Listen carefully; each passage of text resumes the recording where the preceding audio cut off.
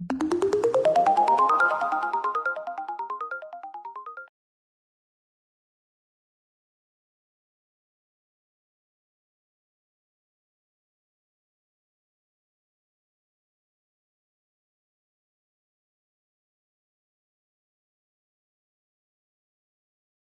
pessoal, eu sou Silvio Bromberg, sou mastologista do Hospital Israelita Albert Einstein. Eu estou aqui novamente com meu amigo Cabelo, César Cabelo, que é professor associado, livre-docente da Unicamp e é chefe da mastologia do CAISM, certo? A gente está aqui em San Antonio, Texas, falando um pouquinho sobre o que a gente está vendo aqui nesse simpósio. Cabelo, teve uma sessão com a Judy Bogen da Mayo Clinic, falando sobre a questão da axila em pacientes com QT neoadjuvante. E ela enfatizou muito bem em relação à importância da análise anatomopatológica do linfonodo pós-QT. A gente sabe que tem vários trabalhos em relação à pesquisa do linfonodo sentinela pós-QT, todos eles sempre tentando reduzir o falso negativo. E aí você tem desde trabalhos usando o irídio, o iodo radioativo, que é o MARI, que é o estudo holandês. A gente tem o estudo, o TED, que é o estudo do CLIP.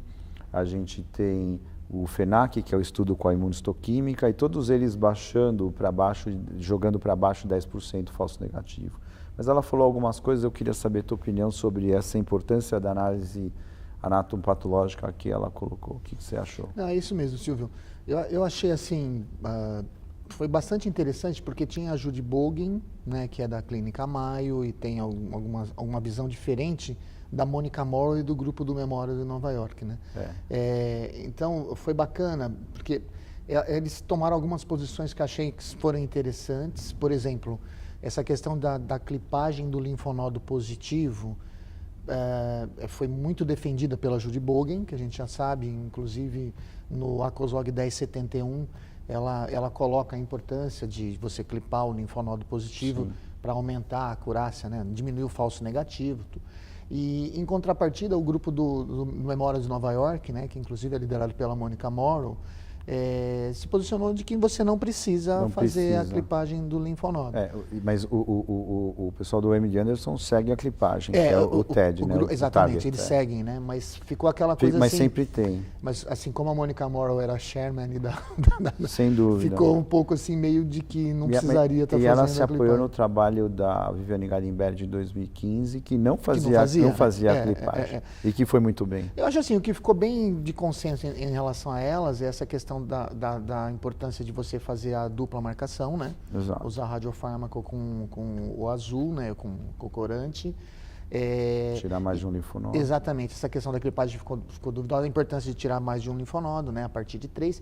E uma coisa que me chamou a atenção, Silvio, é de que a Judy Bogen, ela colocou assim a importância de você diagnosticar micrometástase e célula isolada no linfonodo pós-QT neoadjuvante, né?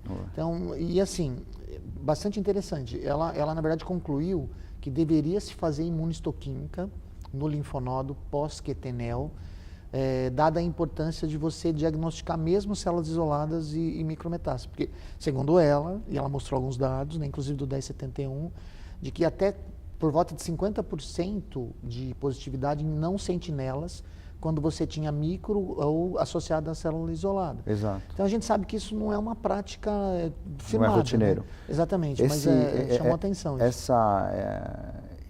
Isso foi usado no Sentina, então, no FENAC. Isso. Eles faziam a imunistoquímica e acabou baixando o falso negativo de mais de 10 para 8 e pouco, mais ou menos 8,7%, usando a imunistoquímica, mostrando que a imunistoquímica era um plus a mais para você diminuir o falso negativo. Agora, o que fica é assim, então a ideia, pelo que ela colocou, foi a que eu tive, eu não sei se foi a tua, célula tumoral isolada, padrão hoje, esvaziar a axila. Esvaziar a axila, exatamente. É isso mesmo, exatamente, né? Foi o que ficou afirmado. Diferente da situação, né, sem neoadjuvância, né? Quer dizer, na pós-adjuvância, a importância de você detectar para indicar um procedimento mais radical. E é uma coisa assim, eu não sei se você teve a mesma sensação, né? A gente teve aí, depois dessa mesa, ontem teve uma apresentação do Ian Smith, lá do Hold on the Scalpel, né? Yes, isso. Nessa linha do que as pessoas estão comentando, de que menos cirurgia, né?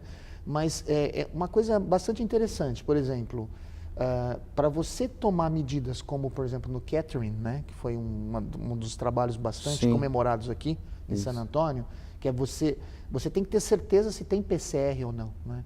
Então, para ter certeza se tem PCR ou não, o CreateX, né, que foi apresentado anteriormente. Só para esclarecer, o CreateX era o uso da capacitabina e o Catherine do TDM1 versus trastuzumab. Então, veja bem, a olha vantagem só. do TDM1. Exatamente, em mulheres que não tiveram PCR. Então mas para você saber, você precisa operar, né? Então, e uma vírgula, né? São trabalhos que mostram os dois grupos que têm geralmente a melhor resposta patológica. Um é o triplo negativo, o capacitabina, e o HER2, que é o do Catherine. Então, extrapolando isso para a questão da axila, da neoadjuvância, né? Quer dizer, é muito importante a gente saber se tem doença ou na axila ou na mama, no sentido de você continuar tratando, não é?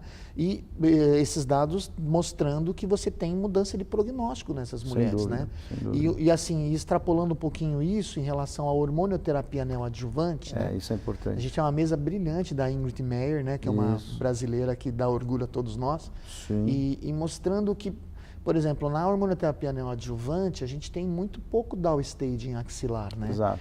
Então, é uma situação que gera muita dúvida como lidar com a axila, né? O que eu achei, o problema da neoadjuvância hormonal é que, assim, você acaba, isso está descrito até no trabalho da Melissa Pilevsky, que foi junto com a Mônica Mora, do Memorial, que as pacientes que são luminal A e você faz neoadjuvância, você faz um número de esvaziamento axilar desnecessariamente maior, porque elas acabam obrigatoriamente escapando do Z11, por exemplo, ou seja, elas têm mais de 50% tinha menos de 2 linfonodos comprometidos, ou seja, esvaziaram a axila. Isso está demonstrado pelo trabalho do Memorial. Então, quando você faz por essa nova tendência que está se dizendo, a gente corre o risco, então, eventualmente, de acabar esvaziando mais essas axilas. A não ser que a gente vai acabar optando por irradiar a axila, videamários, e vai mexer menos ainda. Pode ser, né? Que pode ser que seja isso. Agora, também. uma outra coisa que pode se especular também, por exemplo, naquela linha do que a Ingrid Mary discutiu, né? Se você vai partir para situações onde você vai usar drogas de nova geração, inibidores de ciclina. Sim. Talvez seja muito importante ter certeza se sobrou alguma coisa na axila. Eu também penso assim, como cirurgião, né? Exatamente. Então, eu acho que assim, é um momento interessante. A neoadjuvância cada vez mais importante, né? Perfeito. Em tumores não hormônio positivos e também nos hormônios positivos. E como lidar com a axila, a coisa ainda gera bastante controvérsia, né? Perfeito. Mas, acho que a gente fechou mais ou menos o toque cirúrgico desse evento, acho que foi isso, né? É isso mesmo. Cabelo, obrigado. Obrigado, Muito Silvio. obrigado. Obrigado.